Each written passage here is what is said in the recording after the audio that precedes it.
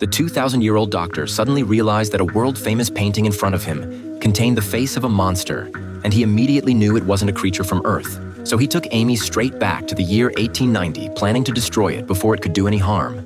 And the owner of that painting was none other than the man admired by countless people, the pioneer of post-impressionism, Vincent van Gogh. When the doctor arrived at the cafe, Van Gogh often visited and asked the waiter for his address. All he got in return was mockery and verbal abuse. The doctor couldn't stand it, but chose not to argue back because he knew that at this point in history, Van Gogh was seen by the world as nothing more than a penniless, obsessive, and supposedly insane painter. Just then, a man was suddenly thrown out of the cafe by the waiter, and the doctor recognized him at once. It was the very Van Gogh they were searching for.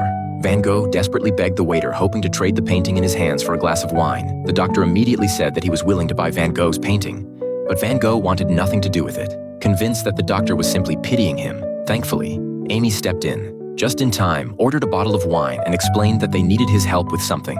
Only then did Van Gogh reluctantly agree.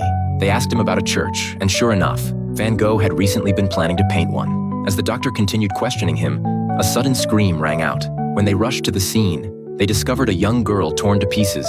The doctor immediately realized this was the work of the monster, but just as he tried to take a closer look, the girl's mother shoved him away, and in the next moment, the surrounding crowd unleashed their anger on Van Gogh. You madness! You! To escape the villagers, the doctor and Amy followed Van Gogh back to his home. The moment they pushed the door open, they were completely stunned, almost forgetting how to breathe. One priceless Van Gogh masterpiece after another lay scattered casually within arm's reach. They could even smell the paint on the canvases that hadn't fully dried yet. Faced with their praise, Van Gogh excitedly poured out his understanding of painting. I can hear the colors. Listen to them. Every time I step outside, I feel nature is shouting at me. Come on, come and get me. Come on, capture my mystery. He was painfully lonely, and this was the first time anyone had ever valued his work so deeply. Just then, Amy's scream suddenly came from outside. The doctor and Van Gogh rushed out only to find Amy sitting on the ground. The doctor was confused, but Van Gogh suddenly lost control, grabbing a pitchfork and charging straight at them. The doctor and Amy hurriedly dodged, just as they thought Van Gogh was having a mental breakdown.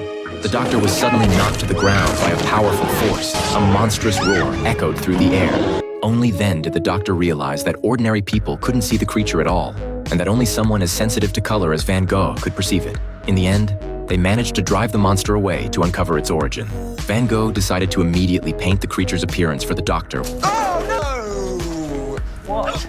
It's just, that was quite good.